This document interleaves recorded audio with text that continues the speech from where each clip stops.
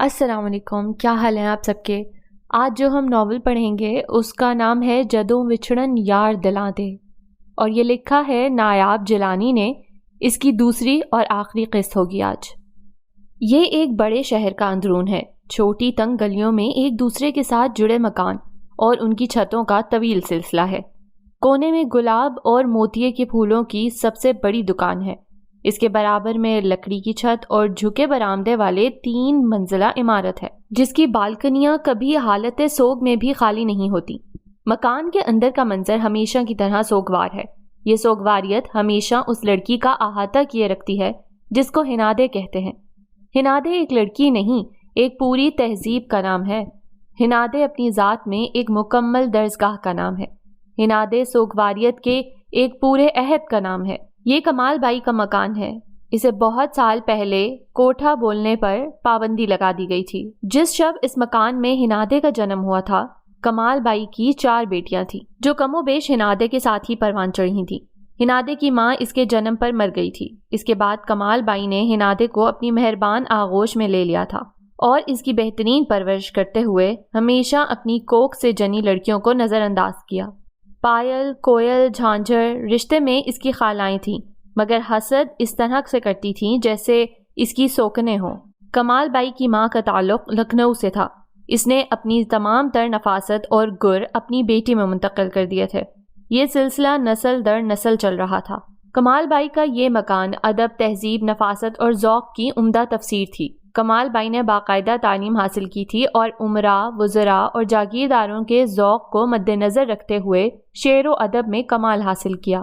ادب و آداب میں نفاست پیدا کی، رقص و موسیقی میں مہارت حاصل کی، عمدہ شعری ذوق اجاگر کیا تاکہ برمحل اشعار پڑھ کر سامعین کو متاثر کر سکے۔ اس لیے کمال بائی اپنی خاص وضاقتہ رہن سہن، خورد و نوش، لباس، پوشاک، رقص و موسیقی کی وجہ سے پورے علاقے میں اپنا خاص مقام رکھتی تھی۔ کمال بائی کی شہرت کے ایوانوں میں بھی چرچے تھے، اس لیے ہر دور میں کمال بائی سمیت اس کی بیٹیوں کو بھی خوب پذیرائی ملی۔ اس کا مکان عام کوٹھوں کی نسبت انتہائی صاف، شفاف اور آسودگی کا تاثر دیتا تھا۔ باہر سے جتنا قدیم اور بوسیدہ لگتا تھا، اندر سے اس قدر نفیس، جدید اور آنکھوں کو بھاتا ہوا۔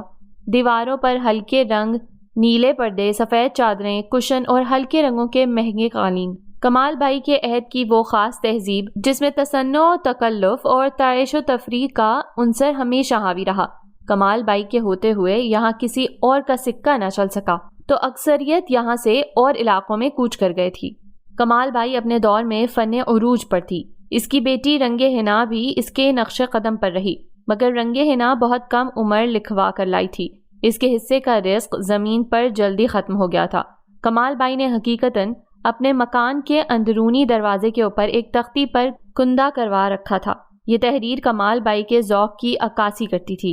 ایک کوٹھے کی تہذیب یافتہ طوائف نے دروازے کے باہر لٹکتی تختی پر لکھوایا، عزت برائے فروخت ہے، آنے سے پہلے اچھا غسل فرما لیں اور جیبوں میں اشرفیوں کو اون کی تھیلی میں ڈال کر لائیں، لہجوں کو نرم اور جذبات کو گرم رکھیں اور خیال کر کے چپلوں میں لگا کیچڑ صاف کر کے آئیں۔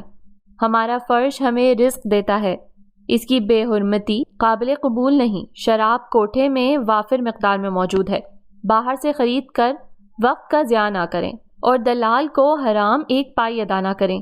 اسے معقول معاوضہ ملتا ہے، البتہ باہر رکھے گئے چندے کے ڈبے میں دل کھول کر پیسے ڈالیں۔ آپ کا عطیہ مفلس لوگوں کے گھر کی عزتوں کو طوائف بننے سے بچانے پر خرچ کیا جاتا ہے، اور مہربانی کر کے رات کے آخری پہر میں کوٹھا خالی کر دیا جائے، کیونکہ فرش کی دھلائی کے بعد تہجد کی نماز ادا کی جاتی ہے۔ موسیقی کو روح کی غذا کہتے ہیں۔ سریلی آوازیں سماعتوں میں شہد بن کر اترتی ہیں۔ کمال بائی کے بعد اگر کوئی گائیکی میں کمال رکھتا تھا تو وہ رنگ حنا تھی۔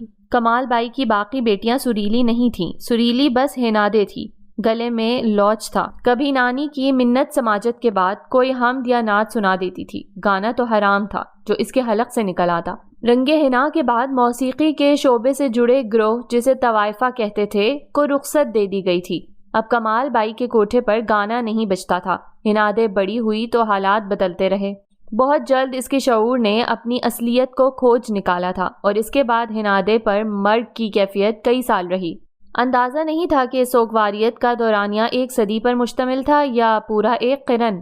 موسیقی کے بعد رقص تک ان کے رزق کا سلسلہ چلتا رہا. جب تک پائل تھی تب تک ہجوم بے کراں کبھی نہ چھٹا. موسیقی کی آواز ہنادے کے دماغ کو پھاڑتی تھی. پائل کے پیروں میں بندھے گھنگرو ہنادے کے جذبات کی موت تھے. جب اسے میٹرک میں ٹاپ کرنے کے بعد دماغی دورے پڑنے لگے تو کمال بائی نے اپنے مکان پر رقص و سرور کی محفلوں کو عارضی طور پر بند کر دیا تھا.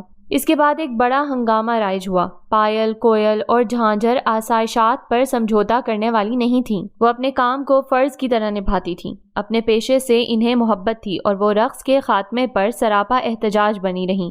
حتیٰ کہ ہنادے کی بگڑتی حالت کو دیکھ کر پائل نے اپنی ماں، جسے وہ آپا کمال کہتی تھی، سے صاف لفظوں میں کہا، بس کر دیجیے آپا کمال، کب تک ہم رنگے حنا کی اس سزا کو جھیلیں گے؟ کسی اور کام کے قابل نہیں یہ. اب تو پڑھائی جوگی بھی نہیں رہی. اسے کسی پاگلوں کے ہسپتال میں داخل کروا دیجیے. رحم کیجیے ہم پر اور اہل محلہ پر. اس کی چیخوں کی آوازوں سے ہماری سماعتوں میں سوراخ پڑ گئے ہیں. پائل کے احساس دلانے کا الٹا اثر ہوا. کمال بائی کو لگا کہ واقعی ہنادے کو کسی دماغی ٹریٹمنٹ کی ضرورت ہے. سو وہ شہر کے سب سے مہنگے ترین ڈاکٹر کے پاس اس کے سیشن کرواتی رہیں، جس کا اتنا اثر ہوا کہ ہنادے کو دماغی دورے پڑنے کم ہو گئے. اس کی صحت بحال ہو گئی اور اس نے ایک مرتبہ پھر تعلیمی سلسلے کے ساتھ خود کو جوڑ لیا. تب کمال بائی کے مکان میں سکھ کی بانسری بجنے لگی.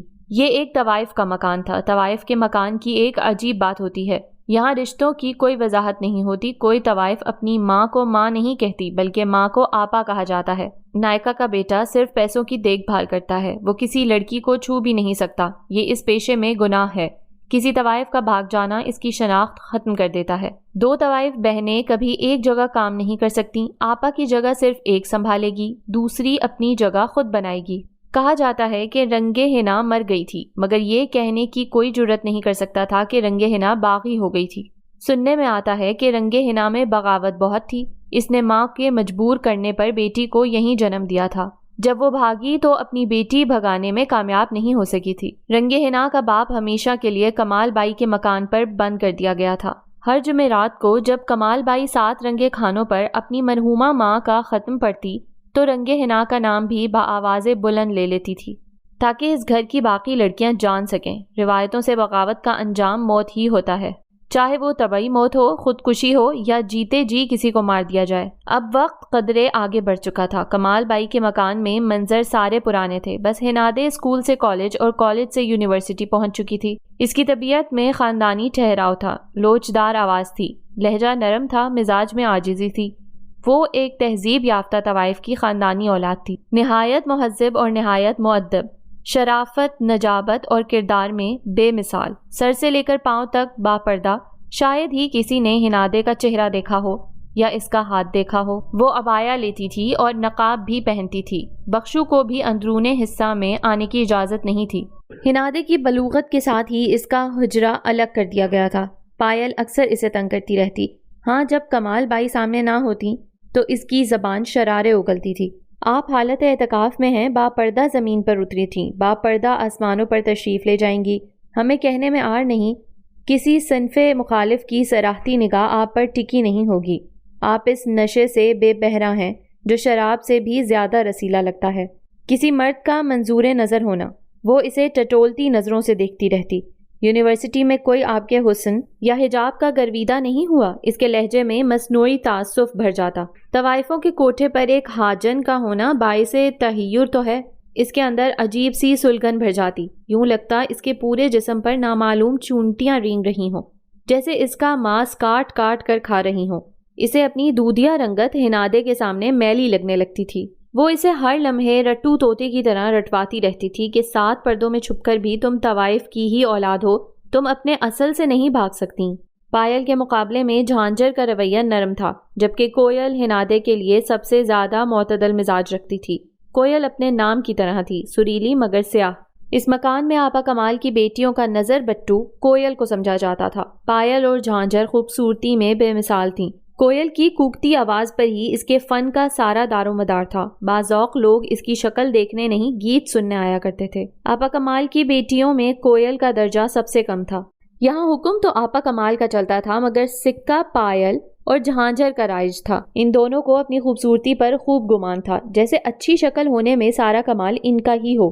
آج کل آپا کمال کے مکان پر عجیب بحث چل رہی تھی۔ سارے زمانے کی آدم بیزار انسانوں سے کوسوں دور بھاگنے والی تنہائی پسند خاموش طبع ہنادے نے بڑی عجیب خواہش کا اظہار کر رکھا تھا، جس پر پورا کوٹھا محو حیرت تھا۔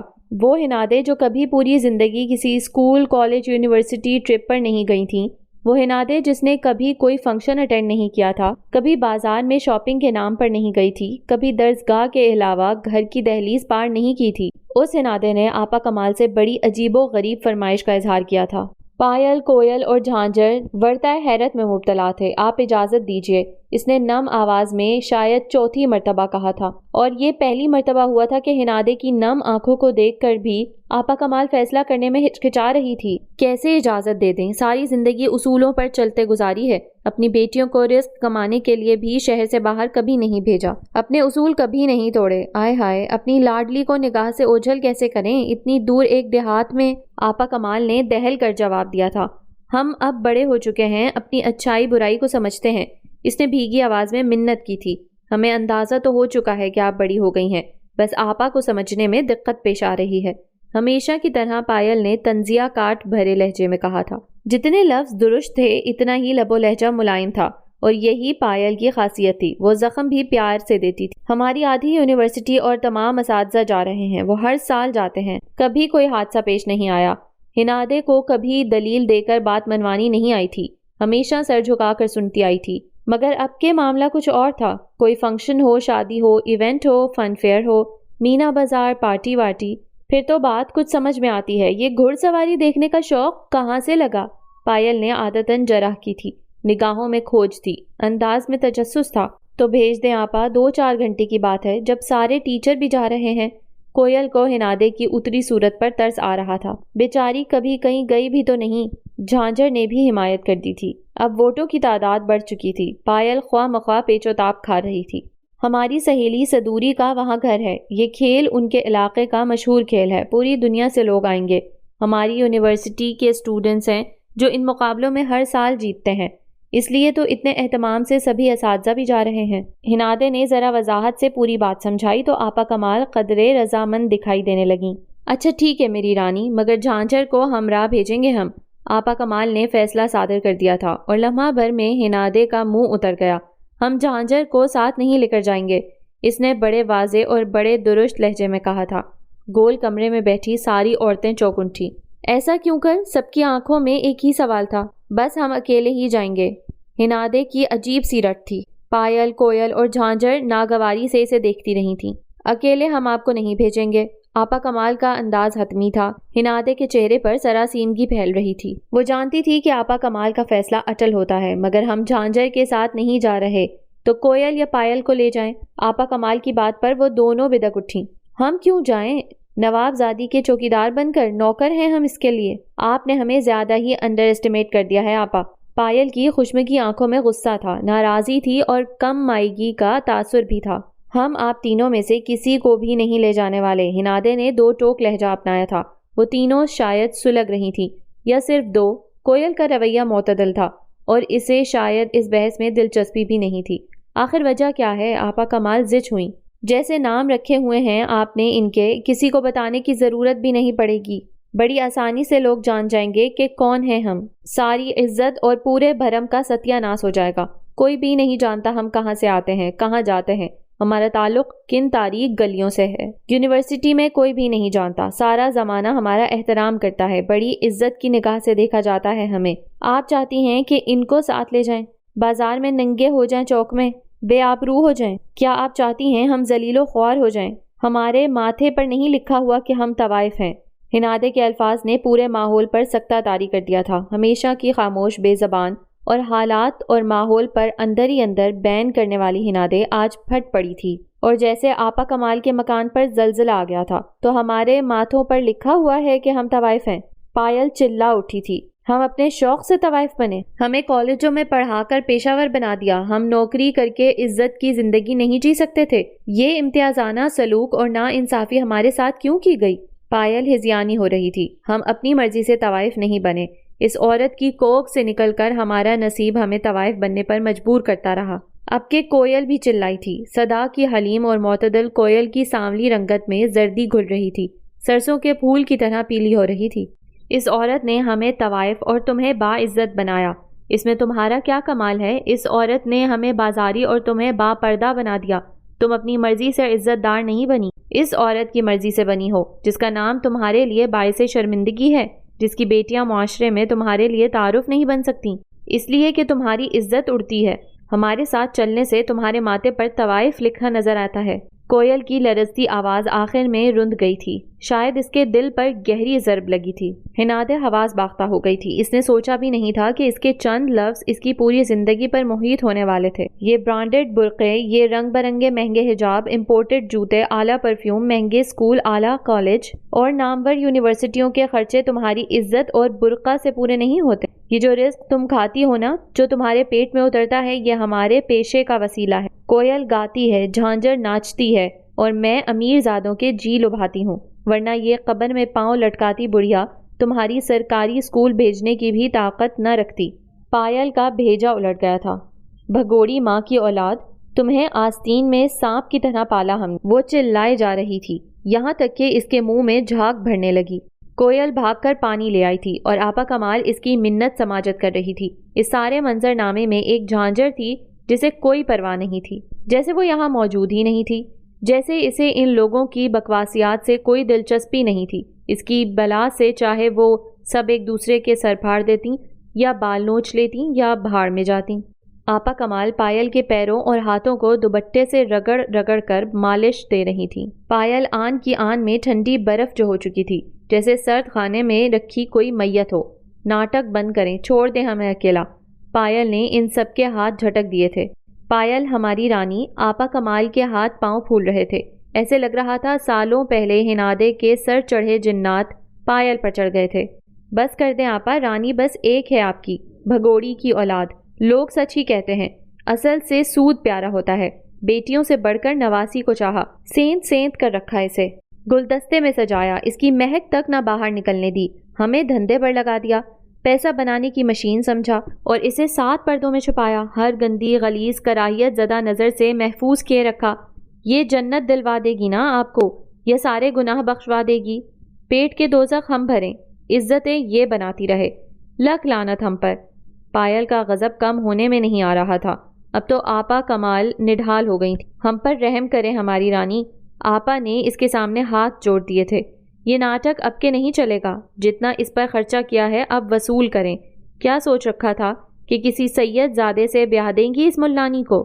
بھول ہے آپ کی، جیسے ہماری جوانیاں اس کوٹھے پر بے آبرو ہوئی ہیں، اس کے حسن کا بھی بازار لگے گا، بولی میں بکواؤں گی اسے، آپ کے بعد آپا تو میں بنوں گی۔ آپ نے اپنا بڑھاپا سنبھال لیا، ہمیں بھی بڑھاپے کا سہارا چاہیے۔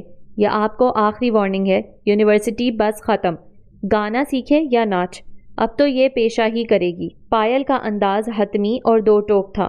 آپا نے وقتی طور پر معاملہ سنبھالنے کے لیے حامی بھر لی تھی اور ہنادے کو آنکھ کے اشارے سے کمرے میں بھیج دیا تھا۔ کوئل تعصب سے ہنادے کی شرمسار صورت دیکھ رہی تھی، جبکہ جھانجر اب بھی تمام ماحول سے یکسر بے نیاز تھی، جیسے اس کا کوئی وجود ہی نہیں تھا، جیسے وہ خلا میں معلق تھی، جیسے وہ زمین پر قدم ٹکانے کے لیے خلا میں ہاتھ پیر مار رہی تھی، جیسے اس کے دماغ میں بہت سارے پھوڑے اور پھنسیاں اگائے ہوں۔ انڈے جیسے سفید برجوں والی حویلی شان سے استادہ تھی۔ صدوری جب جب سفید برجوں والی حویلی میں آتی تھی، اسے لگتا جیسے کسی طلسم قدے میں آ گئی ہو۔ خوبصورت بالکونیاں، ٹھنڈی برآمدے، پرسکون ہال، ہوادار کمرے، سرسبز باغ اور ان میں ٹہلتی سبیل شاہجہاں، منظر جیسے مکمل اور جامع تھا۔ سبیل کے مور اپنے پنکھ پھیلائے رقص پیش کر رہے تھے۔ سبیل کی محویت کا عالم ہی کچھ اور تھا۔ وہ رقص طاؤس دیکھنے میں اتنی محو تھی یا سوچوں کے گرداب میں الجھی تھی، صدوری کچھ اندازہ نہیں لگا سکی تھی۔ سبیل کی محویت کو صدوری کی آواز نے توڑا تھا۔ سبیل اچانک اپنے سامنے صدوری کو دیکھ کر سکتے کی کیفیت میں چلی گئی تھی۔ اسے اپنی آنکھوں پر یقین نہیں آ رہا تھا۔ صدوری کی بچی، یاد آ گئی ہماری، کوئی شہر جا کر ایسے پیارا ہو جاتا ہے۔ دونوں سہیلیاں عرصے بعد ملی تھیں۔ کئی لمحے تو شکوے شکایات کی نظر ہو گئے تھے۔ تم نے بھی تو مجھے یاد نہیں کیا، بندہ کوئی خط ہی بھیج دیتا ہے۔ صدوری کا انداز شرارتی تھا۔ خط کس کے ہاتھ بھجواتی؟ سبیل نے اسے آنکھیں دکھائی تھیں۔ دونوں میں بچپن سے بڑا لگاؤ تھا۔ گو کہ صدوری عمر میں کچھ سال آگے تھی، مگر سبیل کی دادی جان نے ہمیشہ سبیل کو صدوری کے ساتھ ہی کھیلنے دیا تھا۔ وہ مؤدب بچی تھی اور نیکوکاروں کی اولاد تھی۔ واہ جی، کس کے ہاتھ بھجواتی؟ شاہ سلطان محمد کس کام کے ہیں؟ ہر چوتھے دن تو یونیورسٹی پائے جاتے ہیں۔ پروفیسرز کے چہیتے کو آئے روز یونیورسٹی میں دیکھتی ہوں۔ مجھ سے بھی سلام دعا ہوتی ہے۔ ان کے ہاتھ خط بھجوا دیتی؟ صدوری نے گھاس پر چوکڑی ماری اور کھلکھلا کر کہا، یونیورسٹی والے تنگ نہیں آتے؟ کسی دن اٹھا کر باہر ماریں گے۔ سبیل نے ناک چڑھائی۔ بھول ہے آپ کی جناب، ایسے اسٹوڈنٹس کو تو یونیورسٹی ساری زندگی ہاتھوں سے جانے نہیں دیتی۔ جب دل چاہا فری لیکچرز دلوائے، فنڈنگ کروائی، چیریٹی شوز میں بلایا۔ صدوری نے انگلیوں پر گنوایا تھا۔ ان آدھے دماغ والے پروفیسرز اور یونیورسٹی کی فارغ لڑکیوں نے ہی حضور کو سر چڑھا رکھا ہے، ورنہ ایسی بھی بات نہیں کلاسز بنک کر کے اور پروفیسرز لیو لے کر نیزہ بازی دیکھنے آ جاتے ہیں۔ سبیل خاصی تپی بیٹھی تھی۔ تم کو شاہ سلطان محمد کی مقبولیت کا پتہ ہی نہیں۔ آدھی نہیں، پوری یونیورسٹی کی فارغ اور مصروف لڑکیوں کا ہاٹ ٹاپک شاہ سلطان ہے۔ تم کو خبر ہی نہیں کون کون شاہ سلطان کے قدموں میں اپنا قیمتی دل ہارے بیٹھا ہے۔ اپنی ہی جھونک میں صدوری کو بولتے اندازہ نہیں ہوا تھا کہ وہ کیا بات کر رہی ہے۔ اندازہ تو تب ہوا جب سبیل کا سفید ہوتا چہرہ دیکھا، تب وہ ٹھٹک گئی۔ شاید اس نے کوئی غلط بات کر دی ہو۔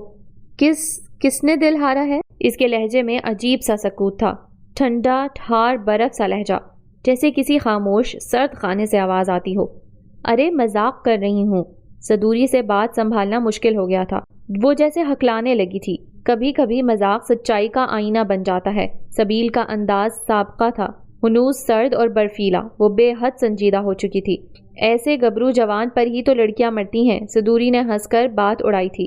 کوئی خاص بھی لڑکی ہوگی؟ سبیل کا انداز کریدنے والا تھا۔ شاید ہو یا نہ ہو، مجھے کیا پتا، بڑے لوگوں کی باتیں۔ صدوری نے کندھے اچکا کر ماحول کی کثافت کم کرنی چاہی تھی۔ تبھی سبیل نے اپنا برف ہاتھ اس کے کندھے پر رکھ کر زور سے جمایا تھا۔ میری دوست ہو یا کسی اور کی؟ اس کی آنکھوں میں خدشات لرز رہے تھے، وسوسے کانپ رہے تھے، خوف پھڑپھڑا رہے تھے۔ آف کورس تمہاری۔ صدوری سے جھوٹ نہ بولا گیا تھا۔ ہاں، جو محبت اسے سبیل سے تھی، کسی اور سے کیسے ہو سکتی تھی؟ پھر جو سچ ہے بتا دو۔ سبیل نے اس کا دوسرا ہاتھ بھی تھام لیا۔ صدوری نہیں جانتی تھی کہ سبیل اس وقت جذباتیت کے کس مقام پر کھڑی ہے۔ سچ کیا ہے؟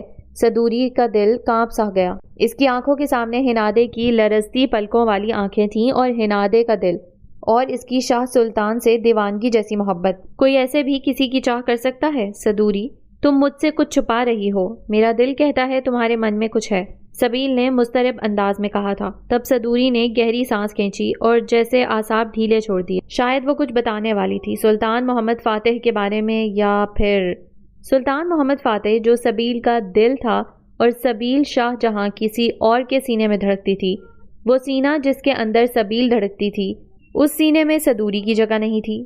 دلوں اور دھڑکنوں کا یہ ردھم اتنا الجھا نہ جانے کیوں تھا۔ تم سے کچھ نہیں چھپا سکتی، یہ دوستی کا اصول ہی نہیں۔ کچھ راز تشتے ازبام نہیں کر سکتی، کیونکہ یہ بھی دوستی کا قاعدہ نہیں ہے۔ بس اتنا سمجھ لو، جس کے لیے تمہارا دل دھڑکتا ہے وہ کسی اور کا اسیر ہے۔ جو تمہارا اسیر ہے تم اس کی اسیر نہیں ہو۔ جس کی میں اسیر ہونا چاہتی ہوں وہ میرا نصیب ہی نہیں۔ یہ کیسی پہیلی ہے؟ سادہ مزاج سی سبیل نے الجھ کر پوچھا تھا۔ تم مجھے کھل کر بتا دو۔ اس نے جیسے منت کی تھی۔ شاہ سلطان نے اپنا دل کسی اور کے پاس گروی رکھ دیا ہے۔ صدوری نے سر جھکا کر انکشاف کیا تھا۔ یہ انکشاف کوئی نیا نہیں تھا۔ سبیل کو بارہا دل کے اضطراب نے باور کروانے کی کوشش کی تھی، مگر شاید وہ حقیقت میں سہنے کا حوصلہ نہیں رکھتی تھی۔ یہ انکشاف تکلیف دہ تھا، اذیت ناک تھا، بے رحمانہ تھا، مگر حقیقت سے قریب تر تھا۔ تم نے سوچا ہوگا مجھ پر یہ خبر موت کی سختی بن کر گزرے گی، ہے نا؟ مگر دیکھو، میں نے سہ لیا۔ اس نے پھیکی ہنسی کے ساتھ کہا تھا۔ اس کی آنکھوں میں برف جیسے آنسو جم گئے تھے، کسی گلیشیئر کی مانند، جیسے کبھی پگھلیں گے ہی نہیں۔ اس پر موت کا سا سکتا تھا، مگر اس کے ہونٹ کچھ کہہ رہے تھے۔ اس کی آنکھیں کوئی منظر نہیں دیکھ رہی تھیں، ہر چیز غبار آلود تھی، سارے منظر قہر میں ڈوبے ہوئے تھے۔ اس کے سامنے کون تھا وہ نہیں جانتی تھی۔ بعض دفعہ ایسے حالات ہوتے ہیں کہ چہرہ دیکھنے کی فرصت نہیں ملتی، یا کوئی چہرہ نظر نہیں آ رہا ہوتا۔ ہم صرف ایک ایسی آواز سننا چاہتے ہیں جس میں ہمارے لیے صرف ہمدردی ہو، ایک ایسا کندھا چاہیے جو ہمارا وزن سہ پائے، ایسا انسان چاہیے جو تسلی کے فقط 2 بول کہہ دے، ایسا دل چاہیے جو ہمارا غم اٹھا سکے، کوئی ایسا انسان چاہیے ہوتا ہے جو بنا کہے ہمارے اندر رشتے ناسور کو جڑ سے اکھاڑ دے اور اپنے لہجے کی ملائمت سے ہمارے زخم پر مرہم رکھے اور جس کے کندھے پر سر رکھ کے ہم اچھی طرح رو سکیں۔ سبیل کے سامنے اس وقت صدوری کا کندھا تھا، اور اس سے بڑھ کر کون تھا جو سبیل کے دکھ کو سمجھ لیتا۔ اس نے اپنا سر صدوری کے کندھے پر ٹکا دیا تھا۔ صدوری نے کسی نا آسودہ ماں کی طرح سبیل کو اپنی آغوش میں بھر لیا۔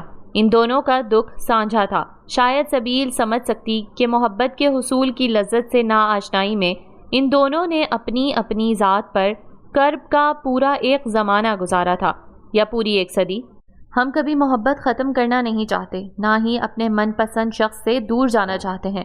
بس ہوتا یہ ہے کہ ہم توجہ کی بھیک مانگتے مانگتے تھک جاتے ہیں۔ حالانکہ صدوری اور سبیل کا معاملہ الگ تھا۔ انہوں نے محبت کا کشکول ضرور پکڑ رکھا تھا، مگر بھیک کی صدا نہیں لگائی تھی۔ جب انسان یک طرفہ محبت کا بوجھ اٹھائے تھکنے لگتا ہے، پھر ایک وقت ایسا بھی آتا ہے ہم اپنے پسندیدہ شخص سے رابطہ ختم کر دیتے ہیں۔ شاید ہم صبر کر رہے ہوتے ہیں یا خود پر جبر کر رہے ہوتے ہیں۔ تب ہمارا محبوب یہ سمجھتا ہے کہ ہم نے محبت ختم کر دی ہے یا ہم نے کسی تیسرے کو چن لیا ہے۔ وہ کبھی یہ نہیں سوچتا کہ محبت کے اس چراغ کو اپنے رویے کی آنچ سے جلا کر تڑپا کر اس نے خود ختم کیا ہوتا ہے۔ محبت میں دوری اور بے بسی کی تکلیف فقیری کی تکلیف سے کم نہیں ہوتی۔ انسان ساری عمر گداگری کرتے گزار دیتا ہے، مگر اس کا کشکول خالی ہی رہتا ہے۔ صدوری سبیل سے زیادہ خود کو دلاسے دے رہی تھی۔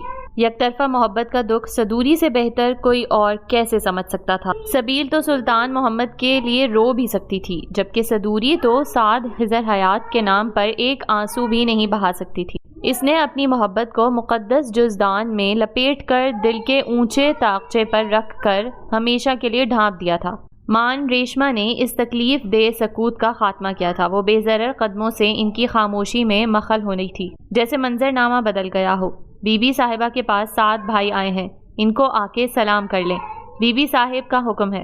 اور 7 بھائی آپ کے استاد بھی لگتے ہیں۔ ریشما نے عادتاً بی بی صاحب کی کہی تمام بات دہرا دی تھی۔ وہ پورا پیام اپنی طرف سے اگلے تک پہنچانے کی ڈیوٹی نبھاتی تھی۔ یقیناً دادی جان نے ریشما سے کہا ہوگا، سبیل سے کہو سعد سے آ کر ملے، اس کا استاد بھی ہے۔ ہاں، استاد تو واقعی تھا۔ میٹرک کے پرچوں میں سعد نے سبیل کو جی جان سے تیاری کروائی تھی، اور اسی کی محنت کا ثمر تھا کہ سبیل نے اعزازی نمبروں سے میٹرک کا امتحان پاس کر لیا تھا۔ شاہوں کی حویلی کے مکین مولوی خضر حیات کے گھرانے پر ایسا ہی اندھا اعتماد کرتے تھے، اور ان کا یہ اعتماد کئی سالوں پر محیط تھا۔ دیکھو تو وہ مجھے یاد ہی نہیں رہا، میں اور سعد اکٹھے ہی تو آئے تھے۔ سعد بی بی صاحب کے پاس بیٹھا ہے اور میں تمہیں ڈھونڈتی یہاں آ گئی۔ اٹھو اندر چلتے ہیں۔ صدوری نے سبیل کا ہاتھ تھپ تھپایا تھا، جیسے حوصلہ دیا ہو اور سابقہ تمام منظر نامے کے اثرات مٹانے کی کوشش دکھائی ہو۔ سبیل نے پھیکی ہنسی کو لبوں پر سجا لیا تھا اور اپنی بھیگی پلکیں خاموشی سے پونچھ لیں۔ جب وہ صدوری کا ہاتھ پکڑ کر سر جھکائے گول ہال میں پہنچی، تب وہ اٹھتی گرم پرسوز خوبصورت نگاہوں نے بہت احتیاط کے ساتھ اپنا زاویہ بدل لیا تھا۔ وہ اس کی خوشبو سے اس کی آمد کی خبر پا لیتا تھا۔ اس کا دل اسے باخبر کر دیتا تھا کہ اس سلطنت دل کے مالکان آ رہے ہیں۔ صدوری نے اس پرکیف نظارے سے نگاہ چرا لی۔ اس نے دل میں اٹھتی ٹیس کو دبا لیا۔ سبیل نے سر جھکائے مؤدب سا سلام پیش کیا۔ آپ کو کامیابی کی بہت بہت مبارک ہو۔ سبیل سے اتنے لمبے مبارکبادی جملے کی امید نہیں کی جا سکتی تھی۔ وہ ایک کم گو طالب علم رہی تھی۔ بغیر مقصد کے اس نے کبھی دوسری بات نہیں کی تھی، اس لیے سعد کو قدرے حیرانی ہوئی۔ آپ کو بھی مبارک ہو، مجھے سلطان نے بتایا تھا، سعد نے سنبھل کر مختصراً جواب دیا تھا۔ تبھی صدوری کی زبان پر کھجلی ہوئی۔ سلطان نے بتایا تھا کہ سعد تمہاری محنت کی بدولت شاہوں کی اکلوتی نور نظر شاندار نمبروں سے فیل ہونے اور ہمیں بے عزت کروانے سے بچ گئی ہے۔ صدوری کی شرارت پر سبیل کا چہرہ فق ہوا تھا، وہیں دادی جان اور سعد کے چہرے پر خفیف سی مسکراہٹ پھیل گئی۔ اچھا، تو تم میرے موبائل سے میسج بھی پڑھتی ہو؟ کوڈ چینج کرتا ہوں دوبارہ۔ سعد نے صدوری کو آنکھوں ہی آنکھوں میں تنبیہ کی۔ کوئی فائدہ نہیں ہے، تم کوڈ چینج کرو گے میں پھر پتہ لگا لوں گی، اس نے مزے سے جواب دیا تھا۔ دادی جان دونوں کی نوک جھونک سے محظوظ ہو رہی تھیں۔ ان کو دل میں ذرا خلش بھی ہو رہی تھی، کبھی سلطان اور سبیل بھی ایسی نوک جھونک کریں، آپس میں ہنسیں بولیں شرارتیں کریں۔ انہوں نے ٹھنڈی سی آہ بھری۔ آپ کب تک ہیں یہاں؟ سبیل کے پوچھنے پر سعد اس کی طرف متوجہ ہوا۔ سلطان کے فائنل میچ تک۔ سبیل کا منہ اتر گیا اور صدوری اس کے تاثرات دیکھ کر ہنس پڑی۔ نہ جانے گھوڑے دوڑا کر لاکھوں روپیہ لگا کر انہیں کیا ملتا ہے۔ شوق کی بات ہے، ویسے بھی نیزہ بازی امیروں اور شیر دل نوجوانوں کا کھیل ہے، ہر ایک کے بس کی بات ہی نہیں۔ انہی باتوں نے اگلوں کے دماغ خراب کر رکھے ہیں۔ سبیل نے تبصرہ کیا، سلطان کے ایسے ہی تمام دوست اس کے سر چڑھے ہوئے تھے۔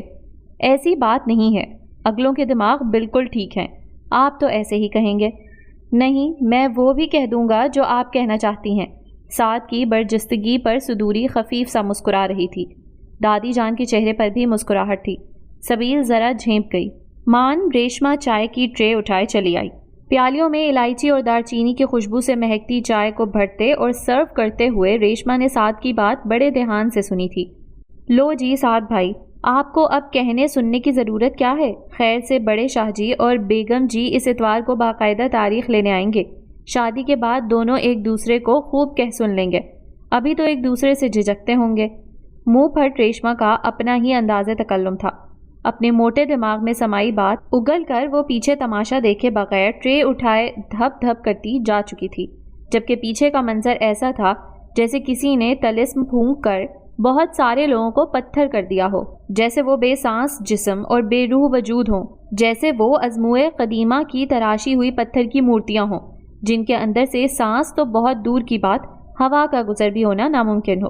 گول ہال میں قیامت خیز خاموشی اچانک سے چھا گئی تھی۔ صدوری نے ڈرتے ڈرتے سبیل کی طرف دیکھا کہ اس کے چہرے پر قوس قزح نے کتنے رنگ پھیلائے ہوں گے، 7 رنگوں کی روشنی میں وہ کتنی پرنور لگ رہی ہوگی، اس کے چہرے پر کیسا نور۔ صدوری نے بہت ہی ڈرتے ڈرتے سبیل کی طرف دیکھا۔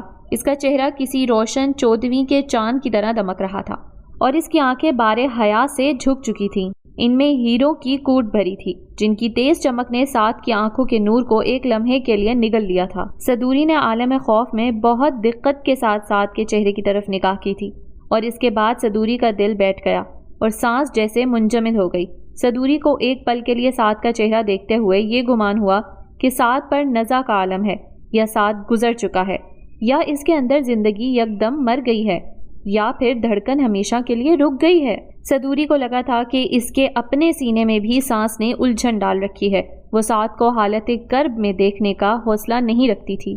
صدوری اچانک اپنی جگہ سے اٹھی، اس نے سعد کا بازو پکڑ کر اسے اٹھایا، وہ میگانگی انداز میں اس کے ساتھ گھسٹ گھسٹ کر چل رہا تھا۔ تب اس نے صدوری کی بے جان ہوتی آواز سنی تھی، بہت مبارکباد بی بی صاحب، خدا شاد و آباد رکھے۔ یہ چند الفاظ کی ترتیب کوئی 7 دفعہ بے ترتیب ہوئی تھی، لفظ اس کی زبان سے لڑکھڑاتے ہوئے نکل رہے تھے۔ اس پل اسے ہنادے بھول چکی تھی، ہنادے کی دیوانی محبت بھول چکی تھی۔ اسے بھول گیا تھا کہ سلطان بھی ہنادے سے محبت کرتا ہے۔ اسے یاد تھا تو صرف اتنا کہ سعد کا دل برباد ہو گیا تھا، سعد کے خواب ٹوٹ گئے تھے، سعد ٹوٹ گیا تھا۔ سعد ٹوٹ گیا تھا تو صدوری کیسے سلامت رہ سکتی تھی؟ صدوری بھی ٹوٹ گئی تھی۔ ان لمحات کی گرد سعد کی آنکھوں میں جم گئی تھی۔ صدوری کہاں سے آب شفا لاتی جس سے سعد کی آنکھوں کو غسل دیا جاتا اور ان آنکھوں کے مرض کو تقویت ملتی؟ میں صدوری ہوں اور میں سعد کو ایسے دیکھتی رہتی ہوں جیسے صدیوں سے کہیں دور پہاڑوں میں کوئی قید کر دیا گیا ہو اور کئی برس گزر جانے کے بعد کھرچ کھرچ کے دیواروں میں اتنا روزن بنا لے کہ باری باری اپنی 2 آنکھوں سے دور بل کھاتی سڑک پر کہیں آتے اور کہیں جاتے اپنے محبوب کو دیکھتا رہے۔ راہ گزرتا محبوب کیا جانے کہ کون سی 2 آنکھیں اس کا دن رات طواف کرتی ہیں، کون ہے جو اس کے آنے اور جانے کو اپنی پتلیوں میں مقید کرتا ہے۔ اسیر ہی جانتا ہے کہ اس زندان میں زندگی گزارنے اور سانس لینے کا یہی ایک توشہ ہے۔ میں اس کے لمحوں کو ایسے ہی آنکھوں میں قید کرتی رہتی ہوں کہ میرے لیے سانس لینے کا ایک وسیلہ ہے۔ میرے محبوب کو کیا فرق پڑتا ہے کہ اس کی محبت میں قیدی کون ہے؟ کون اسے دیکھ دیکھ کر سانس لیتا ہے، کون اسے دیکھ دیکھ کر جیتا ہے؟ وہ تو کسی اور کا اسیر ہے، کسی اور کا قیدی ہے۔ میرے قیدی کو بھلا کون بتلائے؟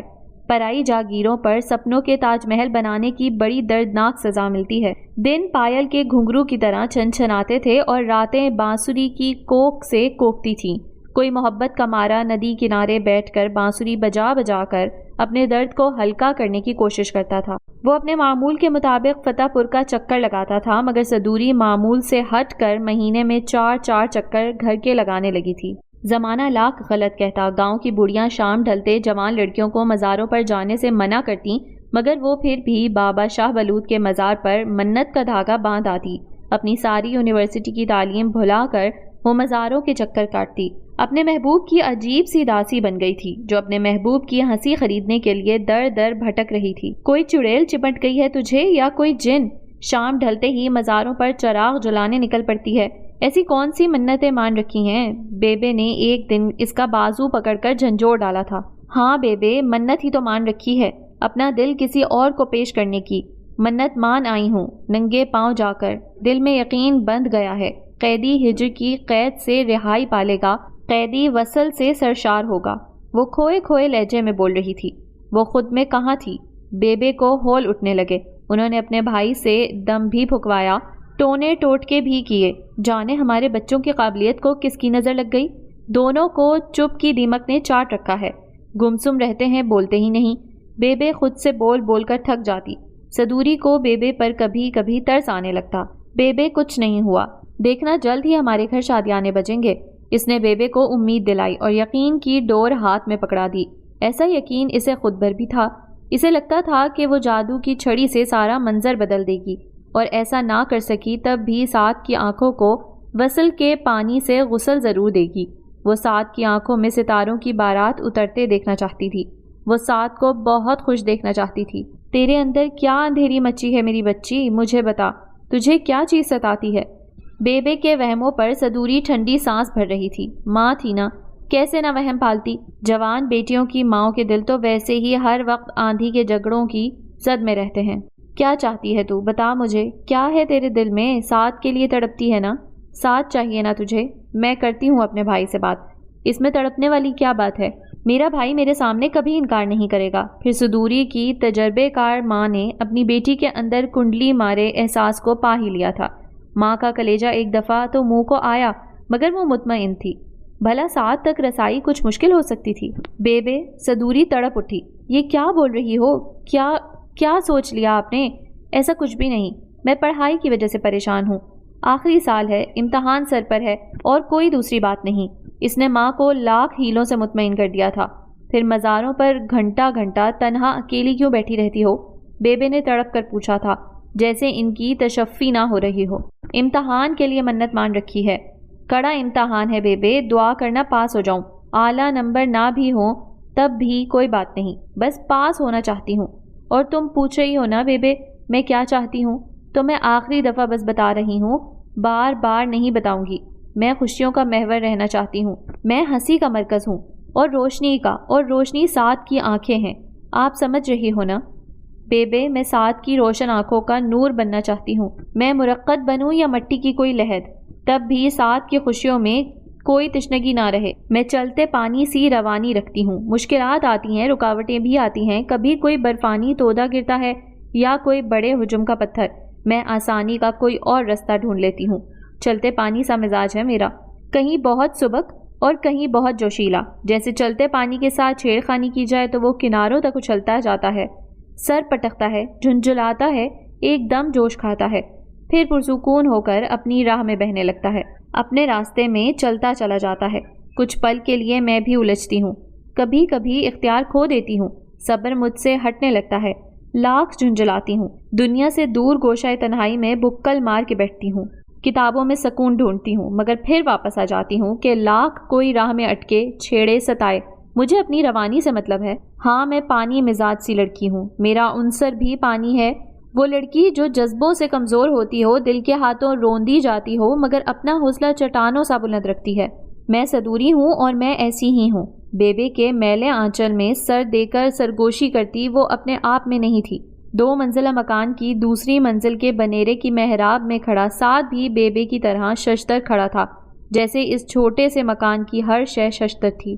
وہ عام سی لڑکی کتنی خاص بن گئی تھی۔ کوئی اس لمحے سعد کے دل سے پوچھتا کہ ایک پل میں سارے مرحلوں سے بآسانی گزر کر خاص ہونا کیا ہوتا ہے۔ ہنادے نے پہلی مرتبہ اسے اپنے سیاہ مشکی گھوڑے پر سواری کرتے دیکھا تھا۔ وہ صدوری کے کہنے پر زبردستی میلہ گراؤنڈ آئی تھی، جہاں پہلے سے ہی ان کے یونیورسٹی کا ہجوم بے کراں موجود تھا۔ اس نے اتنا رش فن فیئر پر بھی نہیں دیکھا۔ ہر ڈپارٹمنٹ سے طالب علموں کے بڑے بڑے گروہ آئے تھے۔ یونیورسٹی کے معزز پروفیسر سے لے کر گارڈ، چوکیدار اور کلیریکل سٹاف تک بھانت بھانت کے لوگ موجود تھے۔ آج نوجوان شیروں کے کھیل نیزہ بازی کا میدان گرم تھا اور وہ سب سلطان محمد فاتح کو سپورٹ کرنے آئے تھے۔ صدوری سلطان کے سپورٹرز اور مداحوں میں سر فہرست تھی۔ پورا رستہ وہ اسے سلطان کی نیزہ بازی میں مہارت اور فتوحات کے قصے سناتی رہی تھی۔ نیزہ بازی کے بارے میں گراؤنڈ تک آتے آتے ہنادے پوری تاریخ ازبر کر چکی تھی۔ نیزہ بازی یا ٹینٹ پیگنگ قدیم گھڑ سوار کھیل تھا۔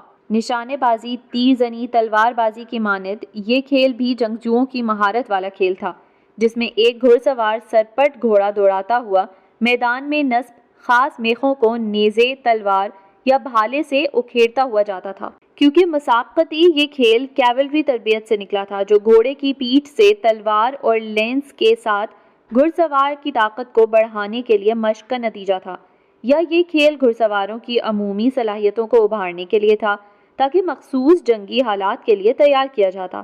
سلطان انٹرنیشنل نیزے بازی کا شاندار میلہ اس میلہ گراؤنڈ میں منعقد ہوا تھا۔ نیزے بازی کے ان مقابلوں میں انگلینڈ، امریکہ، ناروے اور کینیڈا کے نیزہ بازوں سمیت 60 سے زیادہ ٹینٹ پیگرز نے شرکت کی تھی۔ پاکستان کے سلطان سمیت 20 بہترین نیزہ بازوں نے شاندار نیزہ بازی کے مظاہرے کیے تھے۔ یہ 3 روزہ ٹورنامنٹ تھا جس میں سلطان کی ٹیم نے تینوں پوزیشنز جیت لی تھی۔ 3 روزہ ٹورنامنٹ میں ایم ایونٹ لانس نیزہ بازی، انفرادی نیزہ بازی لانس، انفرادی tent pegging, with sword, lemon king, rings and peg اور فائل سنگل لائن ٹیم کے دلچسپ گھڑ سواری کی مہارت سے بھرپور مقابلے ہوئے تھے۔ ہنادے نے پہلی مرتبہ کسی گھڑ سوار کو ٹارگٹ پر جاتے بھالے سے میخ اکھاڑتے دیکھا تھا، کسی ایسے گھڑ سوار کو جس کے سیاہ مشکی گھوڑوں کی ٹاپوں کے ساتھ اس کا بیچارہ سا دل کہیں بندھ گیا تھا۔ ہنادے نے ہزاروں لوگوں کی بھیڑ میں جیسے اپنے دل کے سامنے پہلی نظر کی محبت کا اعتراف کر لیا تھا۔ ہماری آنکھ کی پتلی میں ٹھہرے ہزاروں رنگ ہیں، ان میں ہر رنگ دوسرے سے جدا نہیں ہے، مگر جو سب سے نمایاں رنگ ہے، جو دیکھنے والی آنکھ کو محصور کر دیتا ہے، پتلیاں پلٹنے سے ڈر لگتا ہے، کہیں یہ سحر زدہ کر دینے والا رنگ آنکھ کی پتلی سے باہر نہ آ جائے۔ ہم اپنی اس آنکھ سے جس میں محبت 7 رنگوں کی قوس بن کر اتری ہے، پورے عالم کو گل رنگ کرنے میں محو ہیں، تاکہ ہر بے رنگ آنکھ محبت کے حسین رنگوں سے بھر جائے۔ اداسی، ہجر اور خوف کے رنگوں پر محبت کے 7 رنگ چھا جائیں، ہر جھولی، ہر آنکھ، ہر دل خیر سے بھر جائے۔ ہنادے سیاہ مشکی گھوڑے کے سوار پر اپنا دل ہار بیٹھی تھی۔ سلطان محمد نہ تو اس کا کلاس فیلو تھا، نہ ڈپارٹمنٹ فیلو، وہ اس یونیورسٹی کا جس میں ہنادے زیر تعلیم تھی ہونہار طالب علم رہ چکا تھا۔ وہ ایک رئیس زادے کا بیٹا تھا، اس لیے بھی ابھی تک یونیورسٹی میں مقبول تھا۔ اس کا ریکارڈ بڑا صاف ستھرا رہا، وہ کسی بھی لڑکی کے افیئر سے دور تھا، اس کے بارے میں ہمیشہ اچھے الفاظ میں ذکر ہوتا تھا۔ لڑکیاں البتہ اس پر شدید فریفتہ تھیں، اس کا عشق یا تو گھڑ سواری تھی یا پڑھائی، عورت اس کا سبجیکٹ ہی نہیں تھی۔ مگر نیزہ بازی کے اس معمول کے مطابق چلتے مقابلوں میں بڑی انہونی ہو گئی تھی۔ وہ بھی اپنے عام مداحوں سے مبارکیں وصول کرتا بڑا سرشار تھا، اپنے دوستوں کے بیچ کسی شہزادے کی طرح سب سے منفرد اور جدا۔ میلہ گراؤنڈ اب ہجوم سے خالی ہو رہا تھا، مگر صدوری کا جوش کم پڑنے والا نہیں تھا۔ وہ صدوری کے توسط سے پہلی مرتبہ سلطان محمد سے ملی تھی۔ حالانکہ سلطان محمد سے ملنا کوئی آسان نہیں تھا، مگر صدوری نے اس شاہ سوار کو بڑے بے دھڑک انداز میں بیچ رستے میں روک لیا تھا۔ اس کا لہجہ دھوپ کی تمازت اور جیت کی خوشی سے دمک رہا تھا، بالوں کی جڑوں سے نکلتا پسینہ اوس کی مانند جیسے کوئی دھلا ہوا گلاب ہو، اس کی آنکھیں بڑی خوشنما تھیں۔ ہنادے کا دل اپنے اختیار کی حدود سے نکل پڑا تھا۔ سلطان نے صدوری سے بڑی ہی محبت کے ساتھ حال احوال پوچھا تھا۔ اس نے صدوری کے سر پر ہاتھ بھی پھیرا جیسے کسی بڑے بھائی یا سرپرست کا ہاتھ ہو۔ ہنادے کو یہ انداز بہت بھایا تھا۔ اس نے کسی بھی مرد کو آج تک سر پر دستے شفقت رکھتے نہیں دیکھا تھا۔ جو مرد ان کے یہاں آیا کرتے تھے وہ حیا سے خالی تھے۔ جب صدوری نے پہلی مرتبہ ہنادے کا اس جانباز سے تعارف کروایا، وہ پہلی مرتبہ کچھ چونک کر ٹھٹک گیا تھا۔ شاید اسے بڑا ہی کچھ غیر معمولی لگا، کچھ معمول سے ہٹ کر۔ اسے بینگنی حجاب میں ڈھکی وہ لڑکی عام لڑکیوں سے بہت ہی زیادہ مختلف لگی تھی۔ اس سارے گلیمر سے ہٹ کر، اس تمام چکا چوند سے پرے، وہ بادلوں کے پردے میں چھپے باعصمت چاند کے مانند لگ رہی تھی، نہایت مقدس اور پاکیزہ۔ مرشد، یہ میری سہیلی ہنادے ہے، صدوری نے بڑے ہی جوش کے عالم میں بتایا تھا۔ مرشد نے بھی پوری توجہ سے تعارف کا مرحلہ نبھایا۔ کیا یہ سید زادی ہے؟ سلطان محمد نے بڑے ہی تعجب بھرے انداز میں پوچھا، پھر اچانک جیسے اسے اپنی غلطی کا احساس ہو گیا۔ کیا لاکھوں ہزاروں حجاب میں لپٹی لڑکیوں کو دیکھ کر وہ یہی سمجھتا تھا کہ وہ سب سید زادیاں ہیں؟ ہر حجاب والی لڑکی سید تو نہیں ہوتی۔ تبھی اسے اپنی غلطی کا فوراً احساس ہو گیا تھا۔ یہ ان دونوں کا ایک دوسرے سے پہلا تعارف تھا، اور اس کے بعد یہ مرحلہ اگلے مرحلوں میں کیسے ڈھلا، کسی کو کچھ نہ پتہ چلا۔ وہ یونیورسٹی معمول سے ہٹ کر آنے لگا تھا۔ اپنی ساری مصروفیات کو ترک کر کے کسی اہم فریضے کی طرح وہ یونیورسٹی چلا آتا تھا۔ بڑے محتاط انداز میں وہ صدوری سے ملتا تو ہنادے سے بھی ملاقات ہو جاتی۔ وہ نہیں چاہتا تھا کہ ہنادے کو اس کی وجہ سے کسی اسکینڈل کا سامنا کرنا پڑے، اس لیے وہ ہمیشہ محتاط ہی رہا۔ لوگ جانتے تھے کہ سلطان محمد صدوری کا بھائی اور سرپرست ہے۔ وہ اکثر اس کی خبر گیری کے لیے آتا تھا۔ دونوں کے بیچ محبت کا بڑا ہی خاموش معاہدہ طے پا گیا تھا۔ صدوری اور ہنادے کے امتحانات کا مرحلہ نمٹتے ہی ایک روز سلطان نے صدوری کو اعتماد میں لیتے ہوئے کہا، تم ٹی ہاؤس ہنادے کو بھی لے کر آنا، مجھے ہنادے سے کچھ ضروری بات کرنی ہے۔ صدوری کا دل لرز اٹھا تھا۔ اسے اندازہ ہو رہا تھا کہ آتش عشق دونوں طرف جل اٹھی ہے۔ وہ فتح پور کا شاہ پردے میں ڈھکی اس لڑکی کے عشق میں گرفتار ہو گیا تھا، جس کے بارے میں صدوری کو بھی معلوم نہیں تھا کہ آخر وہ کون ہے، کس جہان کی ہے، کس نگر سے آتی ہے، کس محلے میں رہتی ہے، اس کی بنیاد کہاں کی ہے۔ خلاف توقع ہنادے صدوری کی بات مان گئی تھی۔ آج اس نے یہ بالکل نہیں کہا تھا کہ آپا کمال ناراض ہوں گی، میں یونیورسٹی کے علاوہ کبھی کہیں نہیں جا سکتی، مجھے آپا کمال سے اجازت نہیں ملے گی۔ ہنادے نے جب پہلی مرتبہ سلطان محمد کو ٹی ہاؤس کے نیم خواب دیدہ ہال میں اپنے بہت قریب دیکھا تھا، ایئر کنڈیشن کی برفیلی ٹھنڈک کے باوجود بھی اس کا پورا جسم پسینے میں شرابور ہو گیا تھا اور اس کی نم ہتھیلیاں کپکپا رہی تھیں۔ ہنادے کا دل اپنے محبوب کے سامنے اس لمحے سربا سجود تھا۔ محبوب من، ہم تب بھی آپ کے حصار میں تھے جب آپ ہماری زندگی میں نہیں تھے، جب آپ کا اور ہماری آنکھوں کا ملاپ نہیں ہوا تھا، جب ہم دونوں شناسائی کے مرحلوں سے دور تھے، تب بھی ہماری طرف اٹھتی نگاہوں کے رخ بدل جاتے تھے، ہماری طرف بڑھتے لوگوں کے قدم رک جاتے تھے، ان کو ہم کسی حصار میں مقید نظر آتے تھے، ہمارے گرد ایک دائرہ تھا، وہ دائرہ آپ کے نام سے جڑا تھا، جو ہماری طرف بڑھنے والوں کو متنبہ کرتے ہوئے یہ احساس دلاتا تھا کہ یہ سرزمین کسی اور کی ملک ہے، اس جاگیر پر کسی اور کا نام ہے، اس سلطنت کا سلطان کوئی اور ہے۔ اب جب آپ بنا اعتراف کے بھی ہماری زندگی میں شامل ہیں تو اب بھی ہمیں آپ کے سوا کچھ دکھائی نہیں دیتا۔ آپ ہی ہماری آنکھیں ہیں، آپ ہی ہماری بینائی ہیں، ہمیں آپ کے سوا کچھ دکھائی نہیں دیتا۔ ہم ازل سے اس پندار میں محصور ہیں جو آپ کی محبت نے ہمارے لیے مختص کیا ہے۔ ہم جانتے ہیں کہ آپ ہمارے نہیں ہو سکتے، آپ ہمارے رانجھا نہ بھی ہوں تب بھی ہم آپ کی ہیر ہیں، اس لیے کہ کئی قرنوں سے ہم آپ کے ہی اسیر ہیں۔ ٹی ہاؤس کی نیم خوابیدگی میں چاندی کے مجسمے مسکرا رہے تھے، محبت کی تتلیاں اپنے رنگ لوٹانے آ گئی تھیں۔ شاہ سلطان محمد ہنادے کے سامنے فروکش تھا۔ ہنادے نے زندگی میں پہلی مرتبہ اس ڈاکٹر کے علاوہ جس نے اس کا علاج کیا تھا اپنا چہرہ کھول دیا تھا، اور اس پر جیسے روشنی کی لہروں نے پوری کائنات کو ڈھانپ لیا تھا۔ سلطان محمد جیسے کسی مقدس لمحے میں مقید ہو گیا، سلطان محمد جیسے عمر بھر کے لیے محصور ہو گیا تھا۔ محبت کے افق پر قوس قزح کی سترنگی لہر نمودار ہوئی اور وہ محصور ہو گیا۔ محبت کرنے والوں نے پہلی بار ایسا منظر دیکھا، عشق میں ہارے لوگ سربا سجود ہوئے۔ میری آنکھوں کو تمہارا دیدار نصیب ہوا، میری آنکھوں کو تمہارا دیدار نصیب ہوا، اور سرے محفل سروں کی ولادت ہوئی۔ ہنادے، کائنات پکار اٹھی تھی، مجھے آپ سے محبت ہے۔ یہ لفظ ہزاروں لوگ ہزاروں زبانوں میں مختلف انداز میں ایک دوسرے سے بولتے ہیں۔ محبوب تک اپنی کیفیات پہنچانے کے لیے ان چند الفاظ سے بہتر شاید ہی کوئی لفظ زبان و بیان کی تاریخ میں موجود ہو۔ سلطان نے کہا، محبت میں اظہار کی ضرورت پڑتی ہے، مگر بعض اوقات بنا کہے بھی دو لوگ اپنے درمیان موجود اس احساس کو پا لیتے ہیں جس کو محبت کا نام دیا جاتا ہے۔ میں آپ کو مختصر مگر جامع انداز میں واضح کرنا چاہتا ہوں ہنادے، میں آپ سے محبت کرتا ہوں اور آپ کو ہمیشہ کے لیے اپنانا چاہتا ہوں۔ لمحہ بھر کے لیے کائنات جیسے رک گئی تھی۔ ہنادے کو لگا کہ روئے زمین پر اس سے بڑھ کر کوئی دوسرا خوش نصیب نہیں۔ اس کی آنکھوں میں شکر پگھلنے لگا تھا۔ اس نے سلطان کی محبت کو اس پر بھروسہ کرتے ہوئے اپنا لیا تھا۔